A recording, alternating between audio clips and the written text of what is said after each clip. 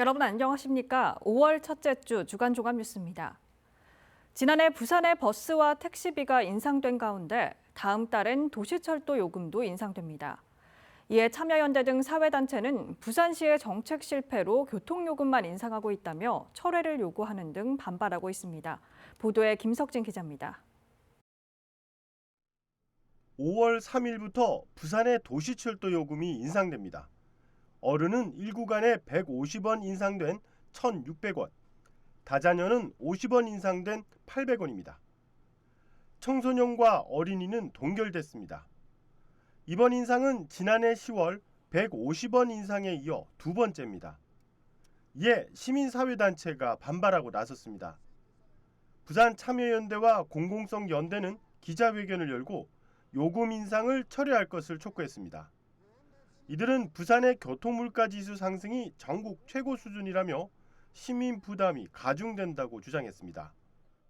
특히 교통물가지수는 전년 도요와 대비해보면 부산은 4.7%, 전국 2.8%, 서울 4.5%, 인천 3.9%, 경기 2.1%로 전국에서 교통비 상승이 가장 높다. 다른 품목들의 지수도 매우 높아 부산 시민이 느끼는 물가에 대한 부담은 어느 도시, 어느 시기보다 높다고 할 수 있다. 이들은 부산의 교통비 정책 실패도 꼬집었습니다. 시는 지난해 교통비 인상 후 환급제인 동백패스를 내놨습니다. 하지만 예산 338억 원 중 165억 원이 삭감되고 미집행금은 이월됐습니다. 요금 인상만큼 환급되지 않아 시민 부담만 가중시켰다는 지적입니다. 부산시의 막무가내식 요금 인상은 정책 실패를 은폐하기 위한 무책임한 정책으로 시민과 노동자의 부담만 증가시킨다.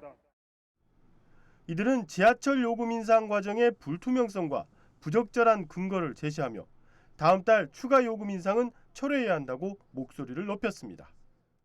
물가 폭등 주도하는 교통요금 인상 철회하라! BTV 뉴스 김석진입니다. 최근 부산에서 50대 급성 심장질환 환자가 응급수술병원을 찾지 못해 뺑뺑이를 돌다 결국 숨진 사건이 있었는데요. 의료계 집단행동 이후 부산 소방재난본부 구급상황관리센터 응급의료 상황 처리 건수가 큰 폭으로 증가한 걸로 나타났습니다. 박재한 기자입니다. 부산 소방재난본부에 따르면 지난 2월 20일부터 이달 19일까지 구급상황관리센터에서 처리한 상담 건수는 3만 3천여 건입니다. 전년도 같은 기간과 비교해 9천여 건, 35% 증가한 수치입니다. 하루 평균으로 따지면 561건으로 2분 30초마다 한 건의 응급의료 상담을 처리하고 있는 셈입니다. 상담 내용은 의료자원 정보 제공이 55%로 절반가량을 차지했고 질병 상담 24%, 응급 환자에 대한 응급 처치가 10% 등으로 뒤를 이었습니다. 의사 집단 행동이 장기화되면서 119 구급대원이 현장에서 이송병원 선정이 어려워 구급상황관리센터로 이송병원 선정을 요청한 건수도 1,474건으로 전년도 같은 기간 대비 123% 증가했습니다. 한편 전국 의대교수 비상대책위원회는 4월 25일부터 사직에 들어가 매주 하루 휴진하기로 한 가운데 부산대 의대 교수들은 개별과 사정에 따라 자율적으로 휴진에 동참한다고 밝혔고 동아대와 인제대 의대 교수들은 명확한 휴직 동참 의사를 밝히지 않았습니다. BTV 뉴스 박재한입니다. 가덕신공항의 성공적 개항을 위해 에어부산 분리매각을 촉구하는 시민들의 목소리가 높다는 보도 몇 차례 전해드렸는데요. 부산시의회가 이 문제를 놓고 부산시를 강하게 질타했습니다. 김석진 기자의 보도입니다. 부산시의회 건설교통위가 가덕도 신공항 관련 긴급 현안보고회를 열었습니다. 핵심 쟁점은 에어부산 분리매각과 보상, 지역업체 참여 등입니다. 특히 에어부산 분리매각은 부정적 여론이 높은 상태. 지난주 시민사회단체는 에어부산 대표의 사퇴를 촉구하며 정치권과 지자체가 나서 이 문제를 해결해달라 촉구한 바 있습니다. 이를 의식한 듯 의회는 부산시의 미온적 태도를 질타했습니다. 지금도 시민단체가 뛰고 있고 상위에서도 굉장한 의지를 보였고 시의회도 의회 차원에서 전체적으로 기자회견을 이례적으로 했습니다. 그렇다면 시도 거기에 대해서 종지부를 찍을 수 있는 움직임이 있어야 되지 않습니까? 분리매각에 대해서 관심을 가지시고 많은 활동을 해주신 것에 대해서 감사하고 그게 발맞추지 못한 저희 본부 입장에서는 일단 죄송하다는 말씀을 좀 드리고 향후 좀 더 힘을 쓰겠습니다. 에어부산에 투입된 시민 세금은 129억 원. 민간 기업에 대한 특혜 행정이란 비판의 목소리도 나왔습니다. 유일한 항공사람 명분으로 부산 시민들의 도움을 요청할 때는 정말 손과 발이 닳도록 도와주십시오. 직원들 임금도 지금 지급을 못하고 있다. 이래놔 놓고 지금 와서는 조금 경영이 잘 되고 이익이 창출하니까 나몰라라 하는 거 아닙니까 이게? 이 소위 말하는 먹튀입니다.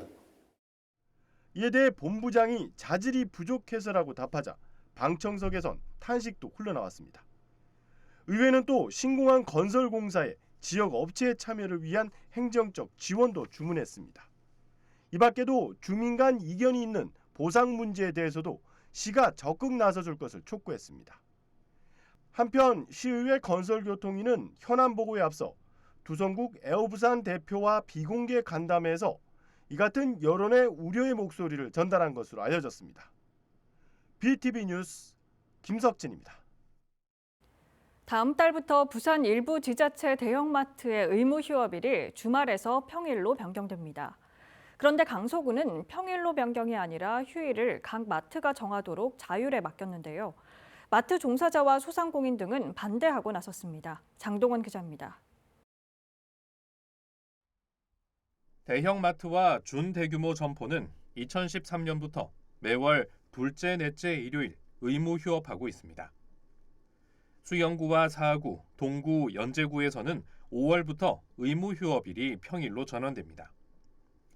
그런데 함께 시행하는 강서구는 휴업일을 평일로 전환하지 않은 채 일요일 휴업을 폐지하기로 했습니다. 의무 휴업일을 지정하지 않은 지자체는 강서구가 유일합니다.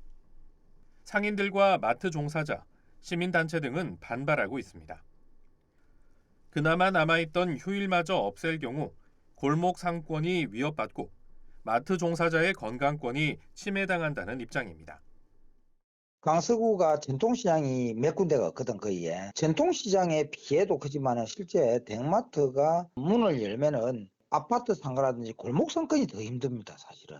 전통시장은 그나마 문을 지금 막으려고 지원도 하고 달래기도 하는데 골목 상권은 조직화가 안 돼서 사실 어렵거든요. 이들은 휴업일 지정을 각 업체 자율에 맡기는 것은 사실상 휴일을 없애는 것과 같다며 강서구 사례가 타 지자체에서도 시행되지 않을까 우려하고 있습니다. 또 유통 질서를 해칠 뿐 아니라 대기업에게만 유리한 시도라고 꼬집었습니다. 쿠팡 같은 온라인 쇼핑몰에 나아가기 위한 건데 거기에 대한 지역 경제, 지역 중소자영업자들에 대한 어떤 대비는 하지 못하고 있는데 고래 싸움만 자꾸 시키니까 지역 경제인 세우는 등 터지는 그런 고리다. 저는 그렇게 생각합니다. 이에 대해 강서구는 지역 경제 활성화와 소비자의 선택권을 보장하기 위한 조치라며 온라인 거래가 활발해진 상황에서 오프라인 점포만 규제하는 것은 과하다는 입장입니다. 종사자 휴일에 대해선 근로기준법에 따라 보장될 것이라고 밝혔습니다. BTV 뉴스 장동원입니다. 부산 수영구 남천동 메가마트가 5월 말 문을 닫습니다. 그리고 그 자리에는 초고층 아파트가 들어설 예정인데요. 벌써 주민 불편은 물론 교통 문제 등 걱정하는 목소리가 나오고 있습니다. 김윤정 기자의 보도입니다. 3만 300여 제곱미터가 넘는 수영구와 남구의 중심에 자리한 메가마트 남천점. 영업 종료를 알리는 대형 현수막이 여기저기 내걸렸습니다.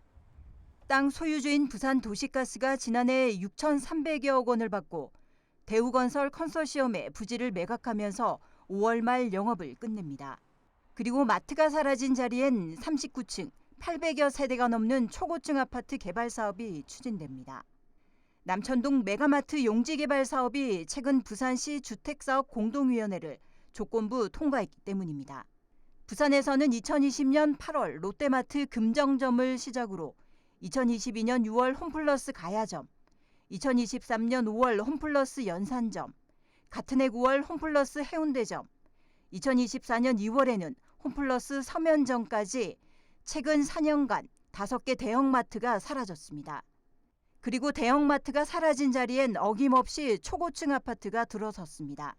대형마트가 위치한 자리가 교통이 편리하고 인구가 밀집된 이른바 노른자 위 땅이다 보니 개발업자들이 눈독을 들이는 경우가 많습니다. 다만 이러한 주거시설이 들어서는 과정 속에서 주변의 여러 가지 조건에 부합되는 교육환경, 그다음에 도로 교통환경을 따라서 인허가가 이루어져야지만 기존에 거주하셨던 분들의 불편함을 최소한 해소하는 그러한 개발 사업이 될 것으로 판단이 됩니다. 앞으로도 대형마트뿐만 아니라 매출이 부진한 백화점 매각설도 수면 위로 떠오르고 있어 난개발로 인한 부작용을 걱정하는 목소리가 커지고 있습니다. BTV 뉴스 김윤정입니다.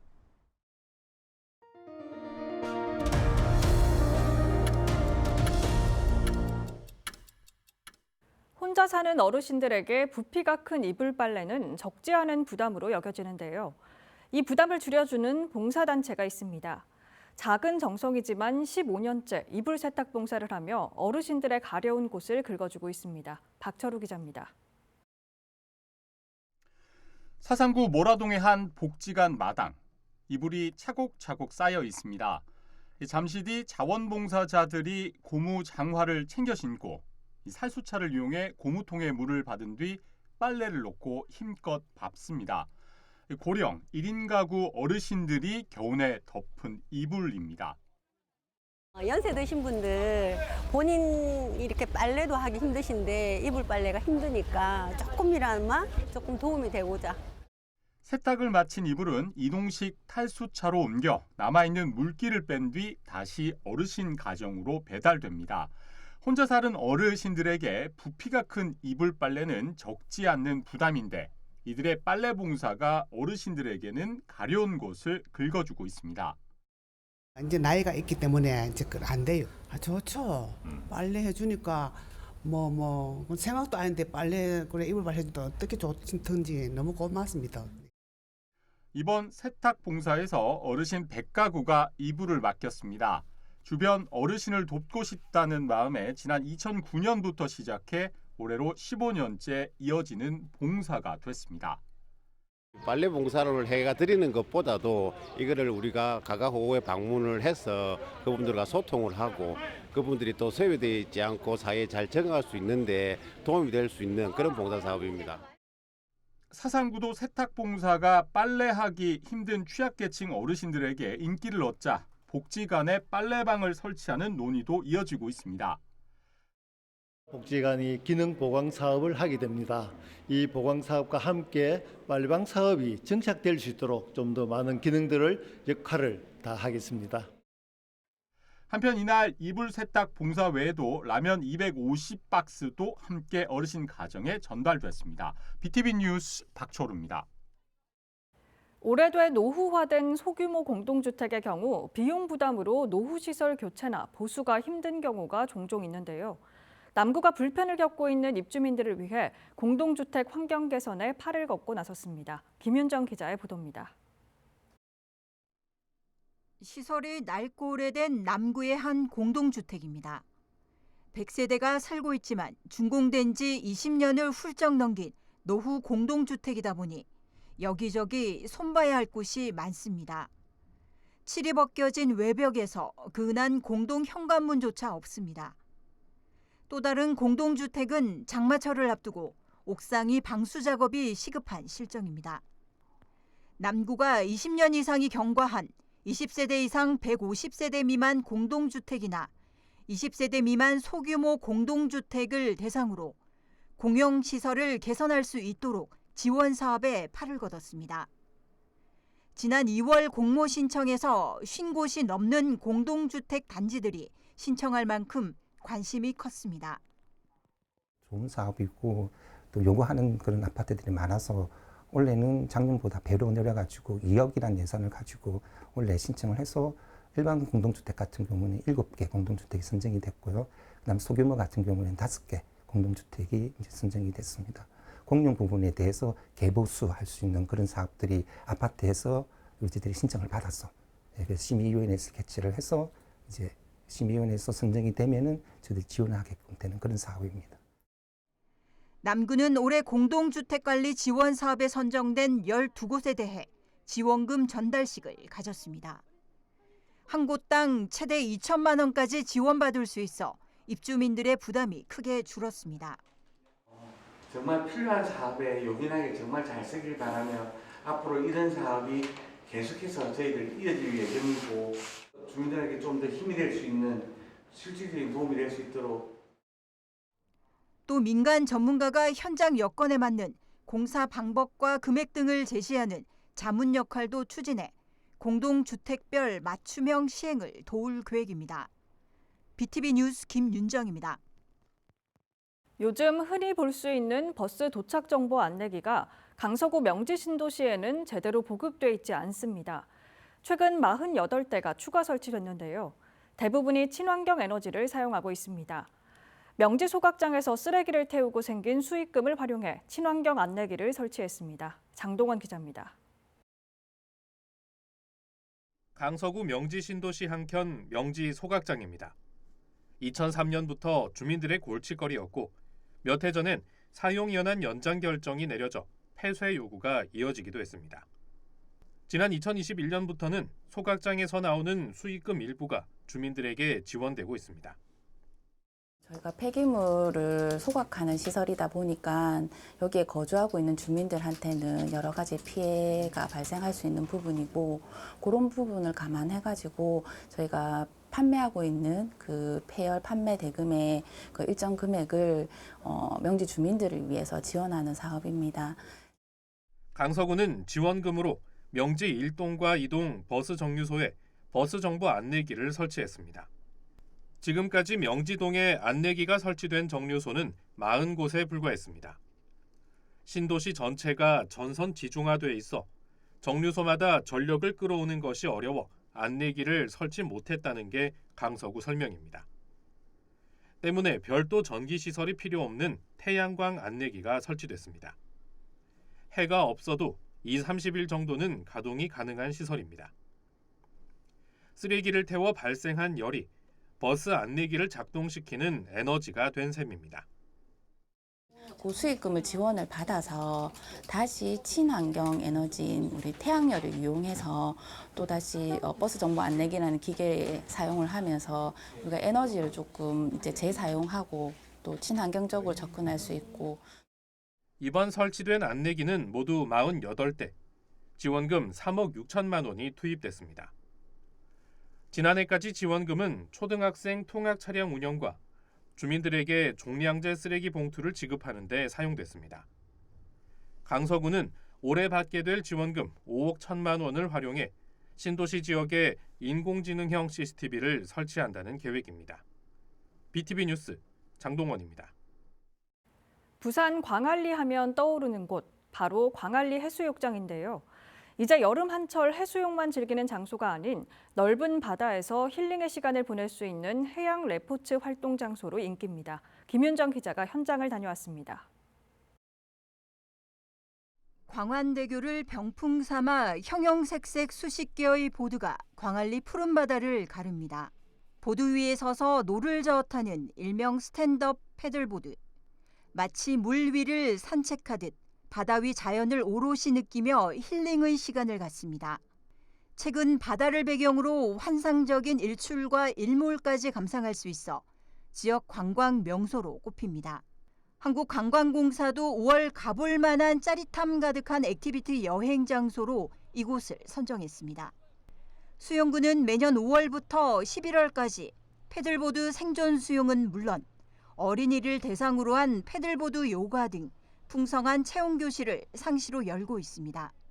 그 페달 앤 패들이라고 해서 자전거를 타시고 그 다음에 또 SUP 체험을 할 수 있는 그런 프로그램도 11월까지 운영을 하고 있고 많은 분들이 오셔서 다양하게 즐기시면 좋으실 것 같습니다. 초보자도 쉽게 배우고 일렁이는 파도 위에서 짜릿함이 가득한 액티비티를 즐길 수 있습니다. 요즘 해양 레저 프로그램으로 아주 각광받고 있습니다. 많은 분들이 오셔서 바다도 보시고 단순히 해수욕만 하는 것이 아니라 바다 위에서 광안대교도 보시면서 그렇게 다양한 체험들을 하시면 좋으실 것 같고요. 부산 광안리 해수욕장 내 약 500m에 이르는 패들보드 존에는 샤워잔과 파라솔, 포토존 등 시설을 갖추고 있어 바로 즐기기에 손색이 없습니다. 삶의 의욕과 행복감을 찾아가실 수 있는 광안리 패들보드 여행. 당장 시도해 보시면 어떨까요? BTV 뉴스 김윤정입니다. 관광객들과 시민들이 많이 찾는 부산 송도 해안산책로가 4년 넘게 출입이 통제되고 있는데요. 영문을 모르는 방문객들은 발길을 돌리고 있습니다. 관광객이 많이 찾길 바라는 관광도시 서구의 현주소이기도 합니다. 박철우 기자입니다. 부산 송도해수욕장에서 암남공원까지 연결하는 해안길인 송도 해안산책로. 출입구는 자물쇠로 잠겨 출입을 통제하고 있습니다. 관광객과 시민들은 영문을 모른 채 발길을 돌리고 있습니다. 소주 한 잔 먹고 그러려고 서울서 왔는데 오니까 딱 닫혀 있으니까 좀 어디로 가야 될지 좀 난감하네요. 출입이 통제된 이유는 4년 전 발생한 낙석 사고와 태풍 피해 때문. 이곳을 찾은 관광객들은 울며 겨자 먹기로 가파른 계단을 통해 우회로를 택하거나 아예 다른 곳으로 향합니다. 이제 여행 와서 맛있는 것도 먹고 좋은 것도 구경도 하지만 이런 산책로가 있는 게 좋잖아요. 바다도 볼 수 있고 좋은 것 같은데 빨리 좀 개선이 됐으면 좋겠습니다. 지난 2020년 5월 낙석 사고로 파손돼 출입이 금지된 이후 보시는 것처럼 현재까지 출입이 통제되고 있습니다. 하지만 출입이 통제된 지 4년이 넘었지만 달라진 건 없습니다.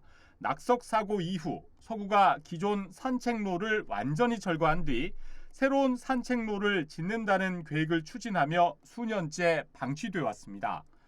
관광객 유치 등을 위해 데크길을 조성했지만 사고 대비 안전장치 마련과 복구까지는 아직도 긴 시간이 필요해 보입니다. 서구는 내년쯤 다시 개방한다는 계획이지만 4년이 지난 지금 관광객의 발길은 떠난 뒤입니다. BTV 뉴스 박철우입니다.